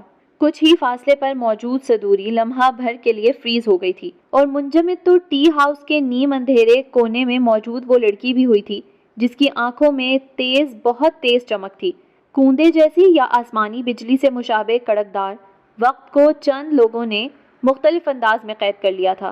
دنیا میں کروڑوں لوگ ایک دوسرے سے ملتے ہیں، ہزاروں چہروں سے ہر روز آنکھ روشناس ہوتی ہے، کاروبار کرتے ہوئے، سفر میں آتے جاتے ہوئے، گھومتے ہوئے، سیاحت کرتے، تلاش معاش کے لیے بھاگتے ہوئے، بیماری کی حالت میں، سوگ میں، کہیں بھی، کسی بھی وقت، مگر انسانی یادداشت میں وہی چہرہ محفوظ ہوتا ہے جس کا کچھ حصہ ہمارے ذہن میں مقید رہ جاتا ہے۔ کچھ چہرے ہمیں روک لیتے ہیں، ہم آگے بڑھ ہی نہیں سکتے، کہیں اور جا ہی نہیں سکتے، ہم بندھ جاتے ہیں، ہم جم سے جاتے ہیں۔ میں سلطان محمد فاتح آج اقرار کرتا ہوں کہ میں ایسا فاتح ہوں جو آپ سے تسخیر ہونا چاہتا ہوں۔ میری خواہش ہے کہ آپ مجھے اپنا اسیر کر لو، میں آپ سے تسخیر ہونے کے لیے تیار ہوں۔ آپ مجھ پر اپنی فتح کا جھنڈا گاڑ سکتی ہیں، میں آپ کا مفتوحہ علاقہ ہوں۔ محبت کی کہانی نے ایک نیا موڑ لیا تھا۔ سلطان محمد فاتح مفتوح ہو گیا تھا۔ یار کی نگری میں کوئی نہیں جانتا تھا کہ سلطان محمد نے اپنا دل ایک طوائف کی بیٹی کے سامنے ہارا تھا۔ وہ بارہا ہنادے کی چھوٹی انگلی پکڑ کر کیمپس کے رستوں پر چلا۔ سینکڑوں مرتبہ اس نے 2 رویا پام کے درختوں تلے اس کے ساتھ قدم سے قدم ملائے تھے۔ ہزاروں مرتبہ وہ خاموش راہوں پر بنا ایک دوسرے سے کچھ کہے بس ایک دوسرے کی ہمراہی کا احساس لیے چلتے رہے۔ ان 2 سادہ مزاج لوگوں نے ایک دوسرے کے ساتھ بڑی سادہ سی محبت کی تھی، پھر نہ جانے محبت میں اتنی پیچیدگی کیسے آ گئی تھی۔ محبت اون کے دھاگوں کی طرح کہاں پر الجھ گئی تھی، کہاں پروانہ گرا اور محبت کا پورا سویٹر ادھڑ گیا۔ ریشما نے مہندی گھول دی تھی۔ تازہ پتیوں کو سکھا کر دادی جان نے اپنی نگرانی میں مہندی پسوائی تھی۔ اب یہ مہندی ہاتھوں پر بڑا ہی گہرا سرخ رنگ دیتی۔ دادی جان ہمیشہ گھر کی مہندی کو ترجیح دیتی تھی۔ باغ میں کوئی 50 کے قریب مہندی کے پودے لگوا رکھے تھے۔ شادی، بیاہ اور عید کے عید تھال بھر بھر کے پورے گاؤں میں مہندی بانٹی جاتی تھی۔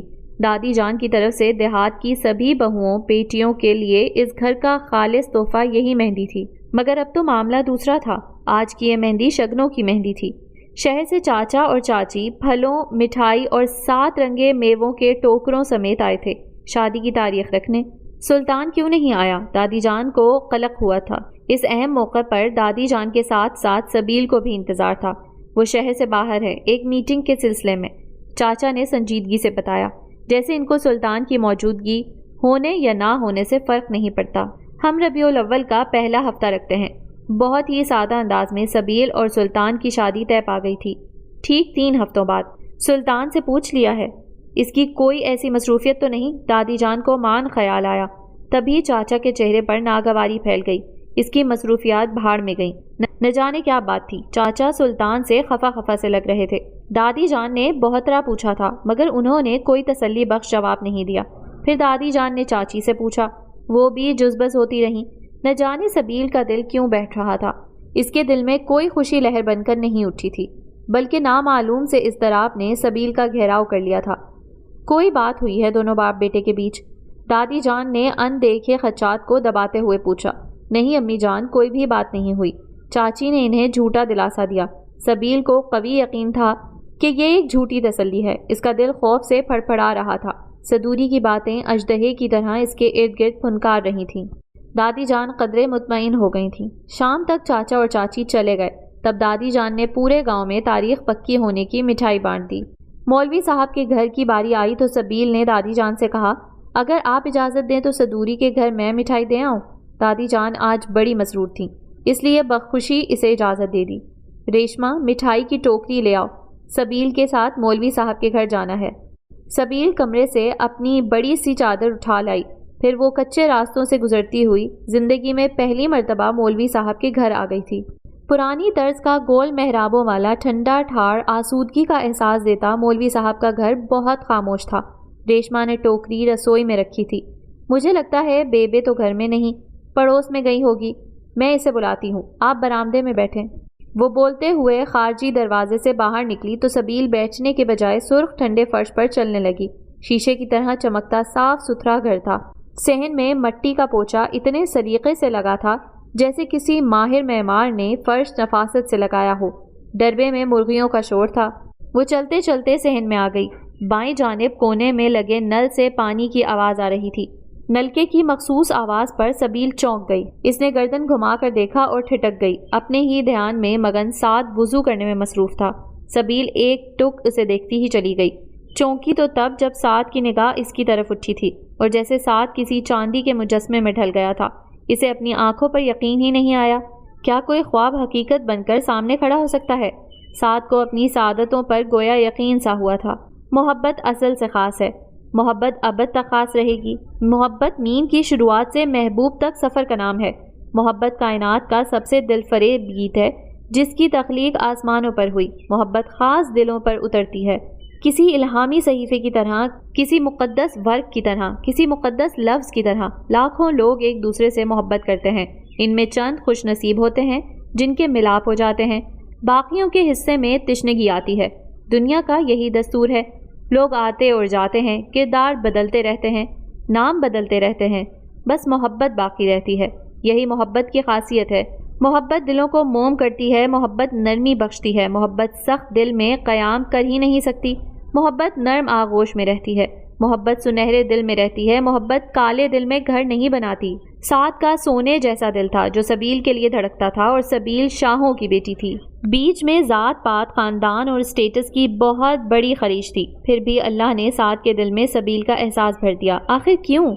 آپ کیسے یہاں؟ اس معنی خیز خاموشی کا انت ہوا تھا۔ سعد تیزی سے باہر آیا، بھیگے ہوئے چہرے کو ہاتھوں سے بار بار پونچھتے ہوئے وہ خاص بے یقین تھا۔ صدوری کہاں ہے؟ سبیل ذرا گھبرا گئی۔ وہ پھپھی کے ساتھ ہے، میں بلاتا ہوں، آپ برآمدے میں بیٹھیں۔ تبھی صدوری اور اس کی بیبے پرجوش سی اندر آئیں۔ میں بسم اللہ کراں؟ بیبے مارے محبت اور خوشی سے کھلی پڑ رہی تھیں۔ سبیل کا ان کے گھر آنا بڑا نیک شگون تھا، جیسے کوئی معجزہ ہو۔ صدوری نے سعد کو دیکھا تو اس کے دل میں خوشی کوئی انوکھا احساس بن کر ابھری تھی۔ سعد کی آنکھوں کی روشنی نے صدوری کے ارد گرد اجالا بکھیرا تھا۔ اس پل اسے احساس ہوا تھا کہ محبوب کی خوشی سے بڑھ کر کوئی دوسرا احساس نہیں ہوتا۔ بیبے سبیل کی مدارت کے لیے بوکھلائی جا رہی تھیں، جبکہ سبیل اس پذیرائی پر چھیپنی بیٹھی تھی۔ سعد اوپر چلا گیا، شاید نماز پڑھنے یا شکرانہ۔ صدوری سبیل کے پاس مونڈھے پر بیٹھ گئی۔ امتحان ختم ہو گئے تمہارے؟ ہاں۔ پھر تم اپنے کپڑے اٹھاؤ اور میرے ساتھ چلو، سبیل نے پیار سے کہا۔ خیر تو ہے بنو؟ وہ ذرا چونکی تھی، پھر اچانک ہی اس کی رسوئی میں جھانکتی مٹھائی کی ٹوکری پر نظر پڑی۔ یہ مٹھائی کس لیے؟ ہماری تاریخ پکی ہو گئی۔ سبیل کے چہرے پر گلوں کے رنگ اتر آئے۔ صدوری کو دھکا سا لگا، حالانکہ یہ خبر نئی نہیں تھی، ایک دن یہ ہونا ہی تھا، کل یا آج، مگر اس کا دماغ اچانک ہی خالی ہو گیا، شاید سعد کے خیال سے یا ہنادے کے خیال سے۔ چلو گی میرے ساتھ؟ وہ یقین بھرے لہجے میں کہہ رہی تھی۔ صدوری نے میکانکی انداز میں سر ہلا دیا، حالانکہ اس کا ذہن یکدم خالی ہو گیا تھا۔ ہاں ضرور۔ اس نے مسکرانا چاہا تب بھی مسکرا نہ سکی، مبارکباد دینی چاہی تو لفظ ہی بھول گئی۔ اس کا دل اوپر محرابوں میں کھڑے سعد کے دل کے ساتھ بندھ گیا تھا، رک رک کر چلتا ہوا۔ یہ خبر سعد پر قیامت بن کر گزری ہوگی۔ سعد کیسے سہ پائے گا، اسے کیسے صبر آئے گا؟ سبیل اس سے وعدے لے کر چلی گئی تھی۔ بیبے بہت خوش، جبکہ صدوری اداس تھی۔ اداس تو سعد بھی بہت تھا۔ صدوری بیبے کے بار بار کہنے پر بھی حویلی نہیں گئی تھی۔ وہ سعد کو اس حال میں اکیلا کیسے چھوڑ دیتی؟ رات سے سعد کمرے میں بند تھا۔ فجر کے وقت نماز پڑھتا دکھائی دیا تو صدوری دل پر بوجھ لیے اوپر آ گئی۔ اس نے سلام پھیرا، دعا کے لیے ہاتھ اٹھائے، پھر جلد ہی گرا دیے۔ شاید وہ صدوری کی موجودگی کو محسوس کر گیا تھا۔ وہ گول محراب کے اندر بیٹھ گئی۔ یہاں بیٹھ کر وہ اکثر شام کا منظر دیکھتی تھی یا رات کی اوٹ سے نکلتے خوبصورت دن کا۔ یہ جگہ سعد اور صدوری کی پسندیدہ جگہ تھی۔ میں چاہتی ہوں تمہارے اندر سے اداسی چن لوں اور لوک گیتوں کی ساری شفاف دھنیں تمہارے ارد گرد بکھیر دوں، پھر کوئی اداسی بھری بانسری کی آواز نہ سنائی دے۔ کچھ خواہشات پوری کبھی نہیں ہوتی، مگر ہم کوشش تو کر سکتے ہیں۔ صدوری نے امید دلائی، یقین بندھایا۔ وہ شاید بغیر مقابلے کے اپنی ہار تسلیم کر چکا تھا۔ ہمارے دلوں کو گستاخی کی سزا ملنی چاہیے۔ دل کو برا کیوں کہتے ہو؟ دل تو محبت ہے، محبت سے تخلیق کیا گیا ہے۔ صدوری نے اسے ٹوکا، پھر اس کے کندھے پر ہاتھ رکھا جیسے ساتھ ہونے کا احساس دے رہی ہو۔ تم دنیا کی حسین ترین دھنیں سنو جو محبت سے ترتیب دی گئی ہیں۔ تم صبح کے منظر کو دیکھو جو رات کی تھکن کو چن لیتا ہے۔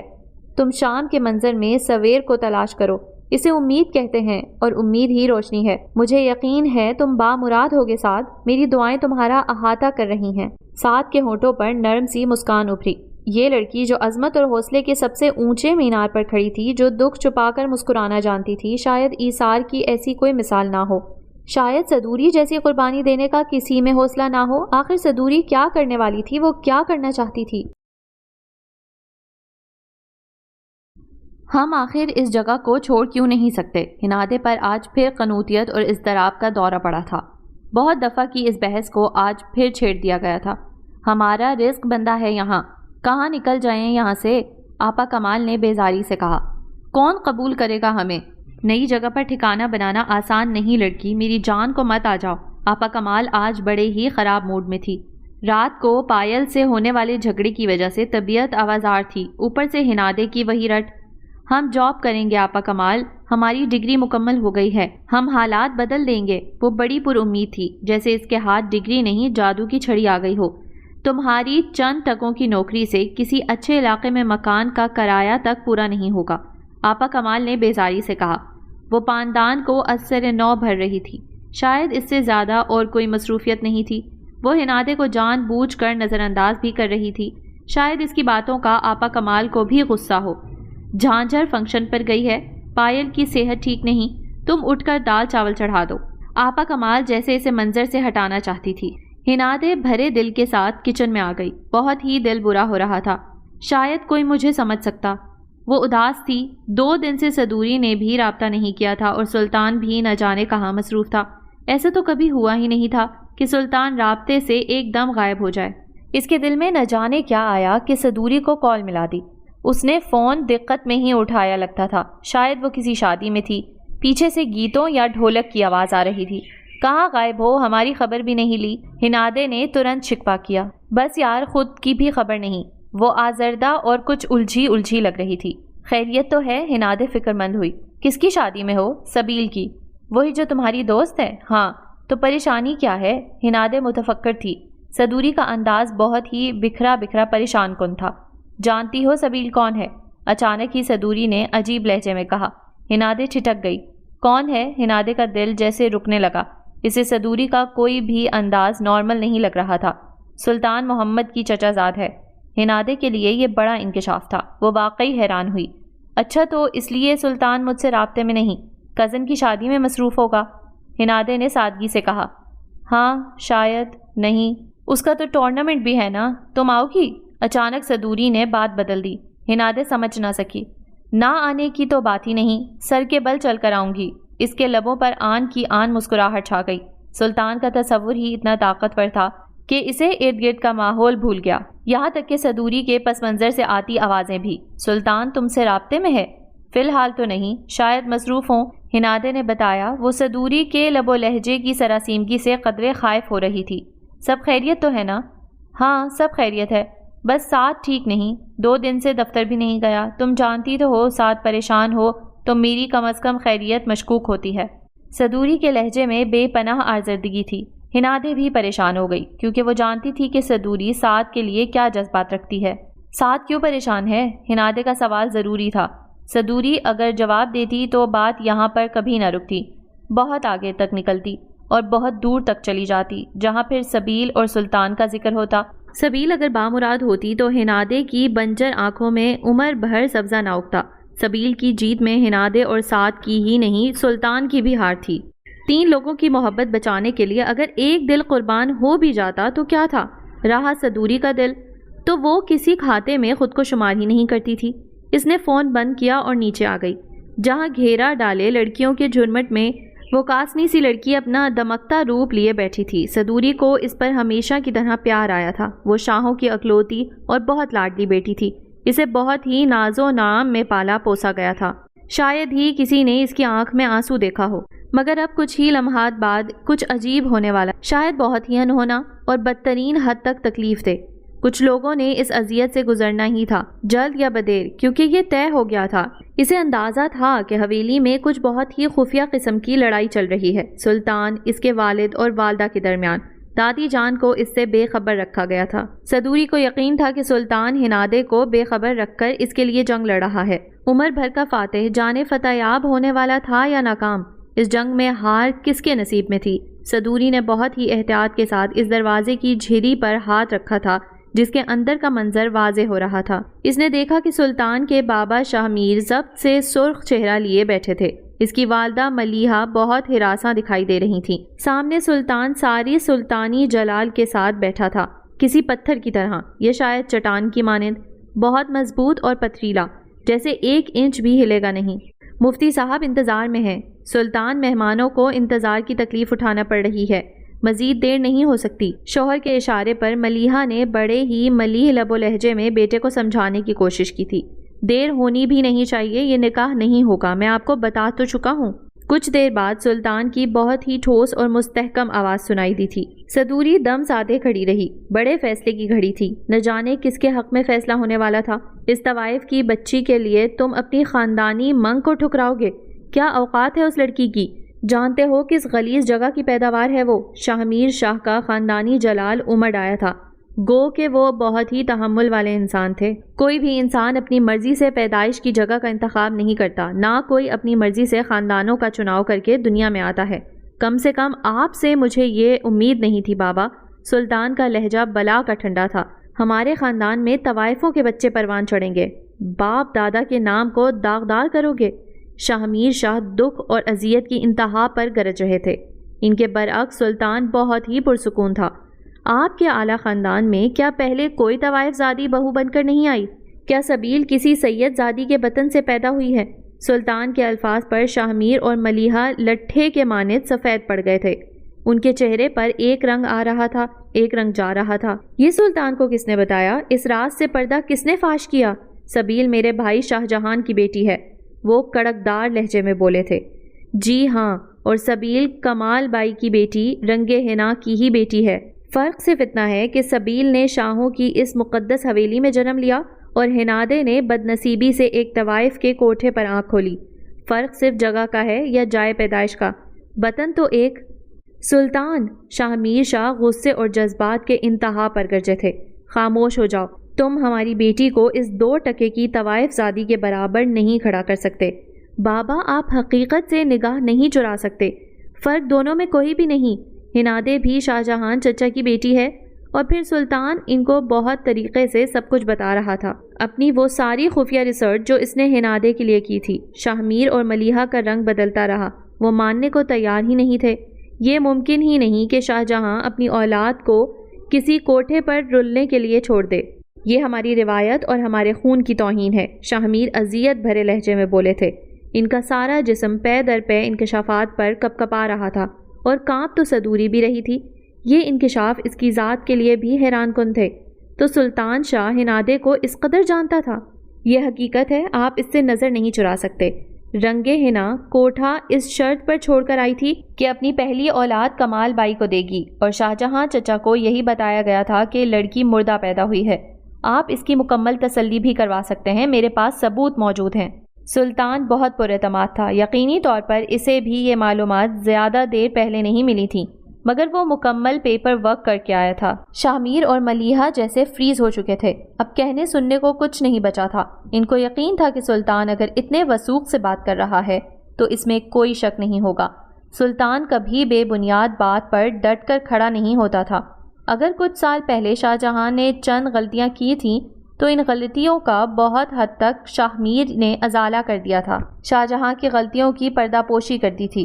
شاہمیر شاہ آج بھی اپنے بھائی کے لیے اتنی ہی محبت کرتے تھے، وہ آج بھی اس کے کیے نقصان بھرنے کو تیار تھے۔ مشکل گھڑی تھی، بڑی فیصلہ کن گھڑی تھی۔ ایک طرف شاہ جہاں کی وہ بیٹی کھڑی تھی جسے ناز و نام میں پالا تھا، جسے خاندان کا سب سے قیمتی ستارہ سمجھا گیا تھا۔ دوسری طرف شاہ جہاں کی وہ بیٹی کھڑی تھی جو نام، نسب اور خاندان کی متلاشی تھی، جسے محبت میسر تھی نہ عزت۔ خاندان اور نسب تو بہت دور کی بات تھی۔ جب انہوں نے رنگے حنا کو قبول کر لیا تھا تو ہنادے کو قبول کرنا کیا مشکل تھا؟ شاہمیر نے اپنے دل کو ٹٹولا تو انہیں آج بھی وہاں شاہ جہاں کے لیے نرمی، محبت اور جھکاؤ ہی نظر آیا۔ وہ کل بھی اس کی محبت کے ساتھ کھڑے تھے، اپنے والد کے سامنے شاہ جہاں کے وکیل بن کر۔ وہ آج اپنی والدہ کے سامنے پھر سے کھڑے تھے، اپنے بیٹے سلطان کے وکیل بن کر۔ اگر انہوں نے شاہ جہاں کی محبت کے لیے ظرف بڑا کر لیا تھا تو پھر سلطان تو ان کا اکلوتا لخت جگر تھا۔ یہ کیسے ممکن تھا کہ اس کے دل کا خون کر دیتے؟ حالات ایک دم بے قابو ہوئے تھے اور منظر اچانک بدل گیا تھا۔ ملیحہ اور شاہمیر نے اپنی والدہ اور سبیل کی آنکھوں میں ایک حیرت کی جھلی بنتی ضرور دیکھی تھی، مگر یہ حیرت وقتی تھی، اس دکھ کی نسبت جو پوری زندگی پر محیط ہو جاتا۔ سلطان کو کھو دینا کوئی آسان سانحہ نہیں ہوتا، اور سلطان کی آنکھوں میں شاہ جہاں کی آنکھوں جیسی بغاوت شاہمیر نے واضح دیکھ لی تھی۔ اس لیے انہوں نے یہ مشکل فیصلہ کر لیا، سبیل اور سلطان کی شادی نہ ہونے کا فیصلہ۔ ہونے والی شادی ختم کر دی گئی تھی، مگر نہیں، ہرگز نہیں۔ شادی ختم نہیں کی گئی تھی، بس دلہن بدل دی گئی تھی۔ شاہ میر اور دادی جان نے باہمی رضامندی سے معاملات کو اپنے ہاتھ میں کر لیا تھا۔ سبیل کا دکھ بہت بڑا تھا، مگر صدوری اور دادی جان نے اسے سمیٹ لیا تھا، اس کے زخم چن لیے تھے، اس کے ٹوٹے دل پر محبت اور تشفی کی پھائے رکھ دیے تھے۔ زخم تازہ تھا اس لیے رس رہا تھا، مگر صدوری کو یقین تھا یہ نیک شگون ہے۔ جب سعد کی محبت منظر پر آئے گی تو سبیل ہر سلطان کو بھول جائے گی۔ سعد تو چاہے جانے کے لائق تھا۔ سعد کو دیکھ کر تو بیاہتا عورتیں اپنے جگر تھام کر چلتی تھیں۔ چیزیں بہت مشکل تھیں، مگر اچانک کیسے آسان ہو گئیں یہ پہلے کوئی سوچ بھی نہیں سکتا تھا۔ صدوری کو ایک چیز اچھی طرح سمجھ میں آ گئی تھی، یقین کامل ہو تو منزل ضرور ملتی ہے۔ آج شب حویلی کے معززین اس لڑکی ہنادے کو اپنے اس کوٹھے سے باعزت طور پر لینے جا چکے تھے، جس کوٹھے پر آنکھ کھولنے کے بعد وہ زندگی کے اتنے برس گزار چکنے کے بعد بھی حیران تھی کہ میں یہاں کیوں ہوں۔ آج اسے اپنے اس سوال کا جواب ملنے والا تھا کہ خدا نے تم کو ایک امتحان سے گزارا اور اب تمہاری سرخروئی کا وقت آ چکا ہے۔ اسے یقین تھا جھکے برآمدوں کی چھت تلے سعد شکرانے ادا کر رہا ہوگا اور سلطان اپنی فتح مندی کے احساس میں سرشار ہوگا۔ ہنادے ابھی تک انجان تھی اور سلطان اسے انجان رکھ کر کوئی بڑا سرپرائز دینے والا تھا۔ سبیل جتنی غمزدہ تھی اب اتنی ہی مطمئن اور منتظر نظر آ رہی تھی۔ زندگی میں ایک ماں جائی کا احساس دل کے درد پر بھاری پڑ گیا تھا۔ شاہ سلطان ہماری بہن ہنادے کو لے کر واپس کیوں نہیں آ رہے؟ شاید اس نے بے قراری کے عالم میں کوئی 10,000 دفعہ پوچھ لیا تھا۔ حویلی میں سبھی منتظر تھے، ہر ایک کی نگاہ دروازے پر ٹکی تھی، مگر تبھی اچانک صدوری کے نمبر پر ایک کال موصول ہوئی تھی۔ یہ کال سلطان کی تھی۔ صدوری، ہنادے ٹورنامنٹ دیکھنے کے لیے گاؤں آ رہی تھی۔ تم نے اسے بتایا نہیں کہ ٹورنامنٹ کینسل ہو گیا تھا اس شادی کے چکر میں؟ ہوا کیا ہے شاہ سلطان؟ صدوری کی جیسے جان نکل گئی تھی، اسے لگا جیسے کچھ بہت ہی برا ہو گیا۔ ہنادے کو اغوا کر لیا گیا ہے، یہاں پر اس کی خبیث خالہ تو کہہ رہی ہے وہ کسی کے ساتھ بھاگ گئی ہے۔ مائی فٹ! ہنادے کیوں بھاگے گی؟ اس کی نانی نے بتایا ہے وہ ٹورنامنٹ دیکھنے کی اجازت لے کر گئی ہے۔ مجھے انہی مکار عورتوں پر شک ہے۔ جب سے میں نے ہنادے کے بارے میں معلومات اکٹھی کی ہیں تب سے یہ مکار عورتیں چوکنا ہو گئی تھیں۔ ان کو گمان تھا کہ ہنادے کو میں لے کے جاؤں گا، انہوں نے غائب کروا دیا ہے اسے۔ تم گھر میں سب کو تسلی دو، ذرا دیر ہو جائے گی مگر میں ہنادے کو لے کر ہی آؤں گا۔ اس کے لہجے میں چٹانوں کی سی سختی تھی۔ صدوری کے دل کو آرام ملا، اسے یقین تھا کہ سلطان ہنادے کو پاتال سے بھی نکال لائے گا۔ اس نے بغیر مڑے سبیل کی موجودگی کو محسوس کر لیا تھا۔ وہ زرد چہرہ لیے کھڑی تھی۔ ہنادے آ جائے گی نا؟ وہ اس سے پوچھ رہی تھی۔ ہاں، صدوری نے اسے سینے سے لگا لیا تھا۔ جہانگیر نے سوچا بھی نہیں تھا کہ معاملہ اس کے ہاتھ سے اتنا اچانک نکل جائے گا۔ شاہ جہاں کا خاندان ہنادے اور ان کے بیچ تلوار بن کر لٹک جائے گا۔ ہنادے کے غرور کو توڑنے کے لیے جس سیٹھ کے ساتھ جہانگیر نے معاملات طے کر رکھے تھے، اس سیٹھ کی بکواس اب جہانگیر کے دماغ پر ہتھوڑے برسا رہی تھی۔ ٹیکسی ڈرائیور کو تو خرید لیا تھا، پھر مخبری بھلا کس نے کی تھی؟ جہانگیر ساری گیم چوپٹ ہوتے دیکھ کر سراسیما تھی۔ اوپر سے آپا کمال، پائل اور کوئل نے اس کے ساتھ بائیکاٹ کر دیا تھا۔ آپا کمال تو اتنے غصے میں تھی کہ شاید ہی جہانگیر کی شکل دیکھتی۔ کچھ دیر پہلے سول کپڑوں میں ملبوس پولیس اور کسی ایجنسی کے اعلیٰ افسران ہنادے کو بازیاب کروا کے لے جا چکے تھے۔ جہانگیر اس وقت پولیس کسٹڈی میں تھی اور اپنے ہی دام میں پھنسی پھڑپھڑا رہی تھی۔ آپا کمال نے دستے شفقت اس کے سر سے اٹھا لیا تھا۔ ہماری روایات میں دھوکہ بازی تو ہے ہی نہیں، رنگے ہنا نے دھوکہ دیا تو اس کو بھی جیتے جی مار دیا۔ رہی تم تو تم بھی ہمارے لیے مر چکی ہو۔ ہنادے اپنی منزل پا چکی ہے، اس کی نیت صاف تھی، تم بدنیت تھی تو جیل بھوگ رہی ہو۔ جہانگیر تب سے اب تک اپنی جلائی آگ میں جھلس رہی تھی۔ جس ہنادے کو نیچا دکھانے کے لیے اتنی تپسیا کی تھی وہ باعزت طریقے سے اپنے اصل کی طرف لوٹ چکی تھی۔ اب سوائے ہاتھ ملنے اور سزا بھگتنے کے اور کوئی چارہ نہیں تھا۔ شروع سے ہی جہانگیر کو رنگے ہنا کی اس بیٹی سے چڑ تھی جو بہت طریقوں سے نفرت میں ڈھل چکی تھی۔ اب نفرت کا یہ حال تھا کہ اپنی ہی سگی بھانجی کو اغوا کروا کے بیچ چکی تھی۔ وہ جس جگہ کی پیداوار تھی وہاں رشتوں کے ایسے ہی بے وپار کیے جاتے تھے۔ ہاں، آپا کمال ان تمام طوائف عورتوں سے مختلف تھی، وہ اپنے اقدار اور روایات کو ساتھ لے کر چلتی تھی، اسی لیے آج بھی اس کا سکہ چلتا تھا۔ جہانگیر کو اندازہ ہو چکا تھا اس سزا کے ساتھ ساتھ پچھتاوے کی آگ بھی ہمیشہ کے لیے اس کا مقدر بن چکی ہے، جس میں اس نے اب ہمیشہ ہی جلنا تھا۔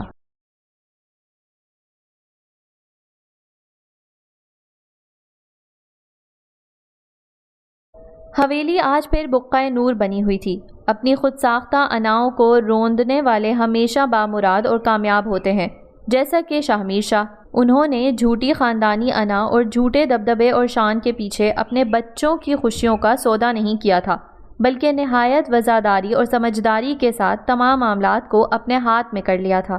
سلطان اور ہنادے کی دھوم دھام سے شادی ہو گئی تھی اور آج پھر سے حویلی بقعۂ نور بنی ہوئی تھی۔ سلطان اور ہنادے نے اپنی منزل پا لی تھی، جبکہ سعد اور سبیل، جی ہاں، آج سعد اور سبیل کی بھی شادی تھی۔ اس سبیل کی جو کبھی سلطان سے محبت کرتی تھی، آج سعد کی زندگی کو گل و گلزار بنانے والی تھی۔ محبت تو شاید اب بھی اس کے دل کے کسی کونے میں سلطان کی ہو، مگر صدوری کو یقین تھا سعد کی محبت پا کر سبیل یقیناً کچی عمر کے اس دکھ کو بھول جائے گی، اور رہی صدوری تو جھکی چھتوں والے برآمدے کی محرابوں میں سعد کی طرح ہی محبت کے دیپ جلائے آج بھی اکیلی تھی۔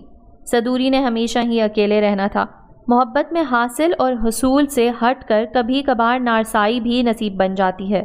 اپنے ہاتھوں سے اپنے دل کی دنیا اجاڑ کر دوسروں کی زندگی گلزار بنانے والے بہت کم لوگ ہوتے ہیں۔ حالانکہ بے کتنا اداس ہوئی تھی، کتنی منت سماجت کی تھی، وہ تو ماما کے پاؤں پکڑنے کے لیے بھی تیار تھی، مگر صدوری جیسے پتھر ہو گئی۔